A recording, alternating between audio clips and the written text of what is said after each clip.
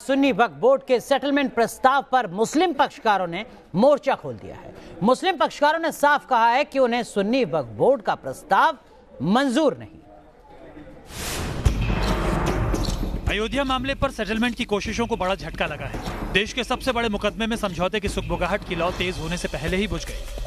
महज एक दिन पहले सुन्नी वक्फ बोर्ड की तरफ से सेटलमेंट का प्रस्ताव आने की बात कही गई थी, लेकिन सुन्नी वक्फ बोर्ड को छोड़कर दूसरे मुस्लिम पक्षकार समझौते को तैयार नहीं है। दावा किया जा रहा है कि सुन्नी वक्फ बोर्ड के चेयरमैन जफर फारूकी समझौते की कोशिश में लगे, लेकिन सेटलमेंट की कोशिश के बीच मुस्लिम पक्ष बटा नजर आया। मुस्लिम पक्षकारों ने बयान जारी करके कहा कि मध्यस्थता के जरिए हल की संभावना नहीं है। समझौते के मसौदे को लीक करने का आरोप लगाया। मध्यस्थता पैनल और बाकी पक्षकारों पर लीक करने का आरोप लगाया।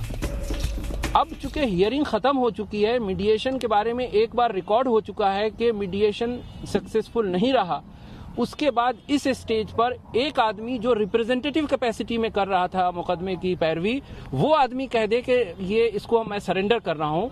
मेरा क्लाइंट समझता है कि इसकी कोई अहमियत नहीं है, और ज्यादातर जो 7 पार्टीज हैं, 6 पार्टीज हैं, इंडिविजुअल पार्टीज, वो सब समझती हैं कि इसकी कोई अहमियत नहीं है। अगर जुफर फारूकी साहब ने अगर कोई इस तरह का स्टेटमेंट दिया है तो वो उनका मामला है, वो जवाब देंगे। दरअसल मुस्लिम पक्ष में कुल 7 पक्षकार हैं जिनकी सेटलमेंट पर राय अलग अलग है। अयोध्या मामले में आज एक नया मोड़ आया है। मुस्लिम पक्षकारों के वकीलों ने एक बयान जारी कर कहा है कि इस मामले में उन्हें कोई समझौता मंजूर नहीं है। दरअसल इस मामले में सुन्नी वक्फ बोर्ड के अलावा 6 और मुस्लिम पार्टियां हैं, और उनका यह कहना है कि इस मामले में जितनी याचिकाएं सुप्रीम कोर्ट के सामने दायर की गई, वो रिप्रेजेंटेटिव कैपेसिटी में, यानी समुदाय के प्रतिनिधि के हैसियत से दायर की गई हैं, न कि व्यक्तिगत हैसियत से। और ऐसे में अगर सुन्नी वक्फ बोर्ड के चेयरमैन जफर फारूकी ने कोई सेटलमेंट का प्लान मध्यस्थता पैनल को भेजा भी है, तो उसका कोई खास मतलब नहीं रह जाता। उनका यह भी कहना है कि मध्यस्थता के पहले चरण में जो मीटिंग हुई थी उसमें ज्यादातर पक्षकार शामिल हुए थे, लेकिन दूसरे चरण में ज्यादातर मुस्लिम पक्षकार शामिल नहीं हुए हैं। लिहाजा उस मीटिंग के अंदर क्या बात हुई और किस बात को लेकर के प्रस्ताव भेजा गया है मध्यस्थता पैनल को, इस बात की भी उनको जानकारी नहीं है। सुन्नी वक्फ बोर्ड के चेयरमैन की जो भी राय हो, लेकिन खुद बोर्ड के वकील भी सेटलमेंट प्रस्ताव से इत्तेफाक नहीं रखते। उनका कहना है कि ऐसी कोई भी कोशिश नहीं हो रही है। अगर फैसला होता है तो अगर सब शामिल होंगे तभी फैसला होगा। 5-6 में से एक आदमी साइन कर दे या एक आदमी कहे तो वो फैसला ही नहीं होता। इन दी आई ऑफ लॉ, कानून की निगाह में वो फैसला ही नहीं, जबकि यहाँ स्टेटमेंट क्लियर दिया है बाकी अपीलांट्स ने कि हमने कोई फैसला नहीं किया, तो ये फैसला ही नहीं होगा। दरअसल नाराज हुए दूसरे मुस्लिम पक्षकार मध्यस्थता का मसौदा लीक करने का भी आरोप लगा रहे हैं। वहीं ज्यादातर मुस्लिम पक्षकारों का कहना है कि इस मामले में सुनवाई पूरी होने के बाद अब सेटलमेंट प्रस्ताव का कोई मतलब नहीं है। हालांकि समझौते की बात अब बहुत हद तक बेईमानी साबित हो गई है, क्योंकि इस पूरे मसले पर सुप्रीम कोर्ट ने सुनवाई करके फैसला सुरक्षित रख लिया है। माना जा रहा है कि 1 महीने के भीतर कोर्ट इस पर फैसला सुना देगा। जी न्यूज़ नेशन। तो अयोध्या का मामला इस वक्त चर्चा में है और उत्तर प्रदेश के मुख्यमंत्री योगी आदित्यनाथ ने न्यूज़ नेशन से खुलकर बात की है। हमारे सहयोगी दीपक चौरसिया ने योगी आदित्यनाथ से बात की, आप भी देखिए। देश भर में चर्चा गर्म है कि राम मंदिर पर फैसला जल्द ही आने वाला है। सुप्रीम कोर्ट ने इस फैसले को रिजर्व कर लिया है, और इस वक्त हमारे साथ इन तमाम मुद्दों पर बात करने के लिए उत्तर प्रदेश के मुख्यमंत्री महंत योगी आदित्यनाथ जी हमारे साथ हैं। योगी जी, आपने इतना पढ़ा है धर्म को, कर्म को, और आप मुख्यमंत्री भी हैं प्रदेश के। राम और अयोध्या का क्या नाता है? देखिए, दोनों को एक दूसरे से अलग नहीं किया जा सकता है। मैंने पहले भी कहा ना कि अयोध्या की पहचान राम से है, और राम और अयोध्या एक दूसरे से जुड़े हुए हैं, इसलिए उसको अलग करके देखा नहीं जा सकता है। वो एक आस्था का विषय है। आस्था अपनी जगह है, हर व्यक्ति उस आस्था को व्यक्त करने के लिए स्वतंत्र। योगी जी, ऐसा सुनने में आया है कि सुन्नी सेंट्रल वक्फ बोर्ड ने मध्यस्थता कमेटी को कहा है कि हम ये दावा छोड़ते हैं। उन्होंने कुछ शर्तें रखी हैं कि 1990 की जो स्थिति है बाकी मंदिरों और मस्जिदों में बहाल की जाए और उसके बाद कोई विवाद ना हो। क्या इस तरह की कोई जानकारी आपके पास है? क्या सुन्नी सेंट्रल वक्फ बोर्ड के प्रतिनिधियों ने कभी आपसे इस संबंध में बातचीत? देखिए, हमसे कोई बातचीत नहीं हुई है। मुझे लगता है कि माननीय उच्चतम न्यायालय ने भी एक मध्यस्थता कमेटी का गठन किया था। उस मध्यस्थता कमेटी के सामने ही इन चीज़ों को रखा जाना चाहिए था। अब इस प्रकार की सभी बातें बेकार की हैं, कोई दम नहीं है। आतंकियों का हमदर्द पाकिस्तान टेरर फंडिंग को लेकर फिलहाल ब्लैकलिस्ट होने से बच गया है, लेकिन उसकी मुश्किलें पहले से ज्यादा बढ़ चुकी हैं। पाकिस्तान को आतंकवाद के खिलाफ एक्शन प्लान बनाने के लिए 4 महीने का वक्त दिया गया है, यानी उसके पास सुधरने के लिए सिर्फ 4 महीने की मोहलत है। एफएटीएफ ने पाकिस्तान को सख्त निर्देश दिया है कि फरवरी 2020 तक वो एक्शन प्लान तैयार करे और उस पर आगे बढ़े। तो आपको बता दें कि फरवरी 2020 तक का यानी महज पाकिस्तान के पास तकरीबन 120 दिन हैं, जिसमें पाकिस्तान को स्थितियां सुधारनी होंगी। अगर ऐसा नहीं करता है पाकिस्तान तो उसको ब्लैकलिस्ट कर दिया जाएगा और उसके बाद दुनिया की तमाम एजेंसियों से पैसा लेना पाकिस्तान के लिए मुश्किल होगा। अब बात करते हैं दिल्ली पुलिस की। दिल्ली पुलिस के थानों में फिदायीन हमले हो सकते हैं। आतंकी पुलिस लाइन को भी अपना निशाना बना सकते हैं। इसे लेकर खुफिया एजेंसी ने दिल्ली पुलिस को अलर्ट जारी किया है। इनपुट के मुताबिक आतंकी गाड़ी में बैठकर फिदायीन हमला कर सकते हैं। इस अलर्ट के बाद दिल्ली के लगभग 200 पुलिस थानों के अंदर आने जाने वालों पर नजर रखने के आदेश दिए गए। हमारे सहयोगी रुमानुल्लाह खान की ये रिपोर्ट देखिए। खुफिया एजेंसियों ने अलर्ट जारी करके कहा है कि आतंकी सेना की वर्दी या पुलिस की वर्दी में पुलिस थानों में, पुलिस कॉलोनीज में और पुलिस एस्टेब्लिशमेंट पर हमला कर सकते हैं, जिसको देखते हुए तमाम थानों को निर्देश दिए गए हैं कि थाने का गेट पूरा ना खोला जाए, संतरी ड्यूटी पर पूरी तरह से मुस्तैद रहे और हर आने जाने वाले की चेकिंग करने के बाद ही उसको अंदर जाने दिया जाए। इसके अलावा यही आदेश पुलिस कॉलोनीज पर भी है। पुलिस कॉलोनी में भी सुरक्षा व्यवस्था कड़ी करने के निर्देश दिए गए हैं और साथ ही साथ आने वाले तमाम वाहनों की चेकिंग, आने वाले लोगों के पहचान पत्र की जांच के बाद ही उनको अंदर जाने दिए जाने के निर्देश दिए गए हैं। इसके अलावा जितने भी पुलिस एस्टेब्लिशमेंट हैं वहां पर भी सुरक्षा व्यवस्था कड़ी करने के निर्देश दिए गए हैं। इस अलर्ट में साफ तौर पर कहा गया है कि जो आतंकी हैं वो हमला कर सकते हैं पुलिस कॉलोनी में, पुलिस थानों में और पुलिस एस्टेब्लिशमेंट में, और ये आतंकी सेना या पुलिस की वर्दी में भी हो सकते हैं, जिसके बाद सुरक्षा व्यवस्था दिल्ली के थानों, दिल्ली की पुलिस कॉलोनीज और दिल्ली के तमाम पुलिस एस्टेब्लिशमेंट्स पर बेहद कड़ी कर दी गई है। वीडियो जर्नलिस्ट संजय कुमार के साथ रुमानुल्लाह खान, न्यूज नेशन, दिल्ली। चलिए अब बात करते हैं देश की आर्थिक राजधानी मुंबई की। मुंबई में पीएमसी बैंक का घोटाला अब कई लोगों की जिंदगी पर भारी पड़ रहा है। त्योहारों से पहले बैंक में पैसे फंसे होने से लोग परेशान हैं, लेकिन उन्हें कहीं से भी कोई राहत नहीं मिल रही है। पीड़ितों को उम्मीद अब सुप्रीम कोर्ट से थी, लेकिन वहां से भी उन्हें राहत नहीं मिली।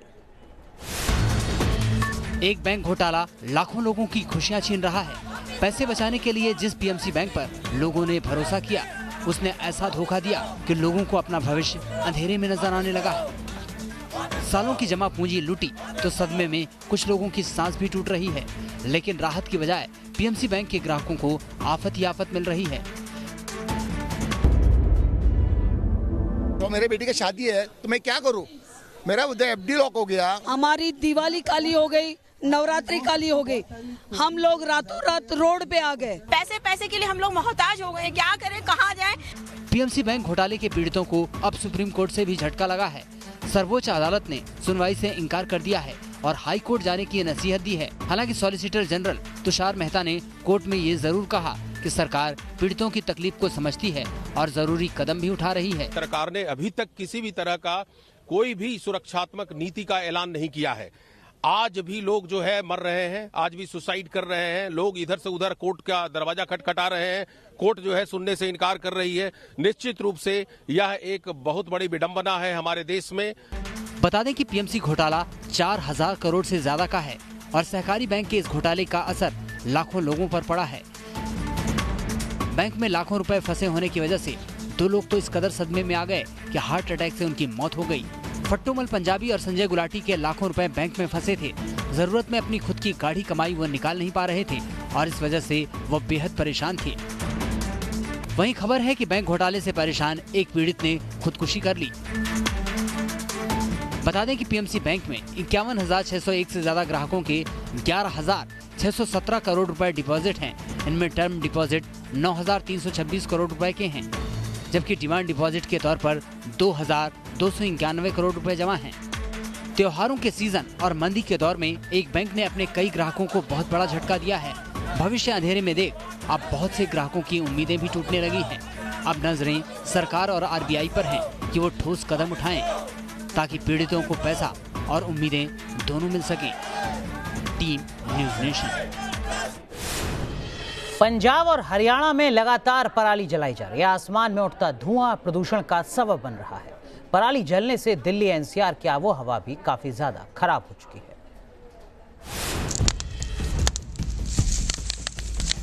आफत की पराली जल रही है।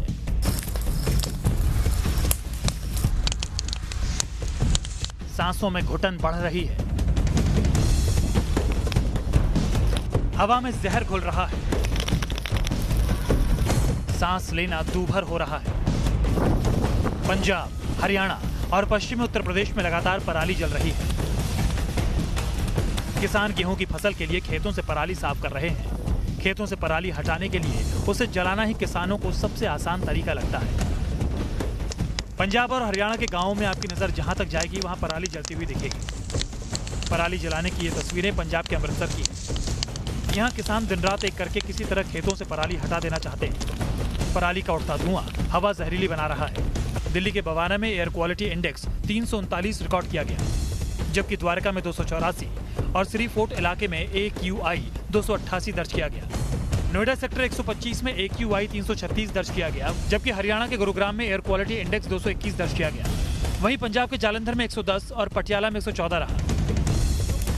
आने वाले कुछ दिनों तक पंजाब और हरियाणा में पराली जलाने का सिलसिला थमने वाला नहीं है।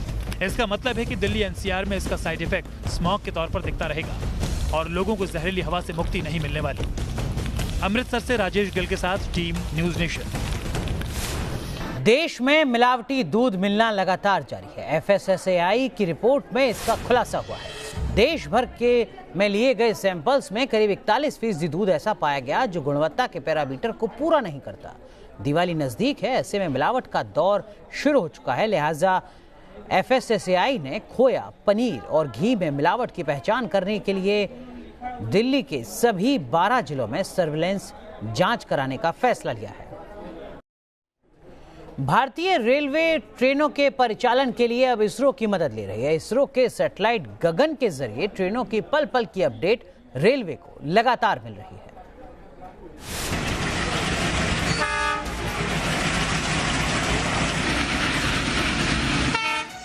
इसरो के गगन का कमाल, गगन से मिल रही ट्रेनों की पल पल अपडेट।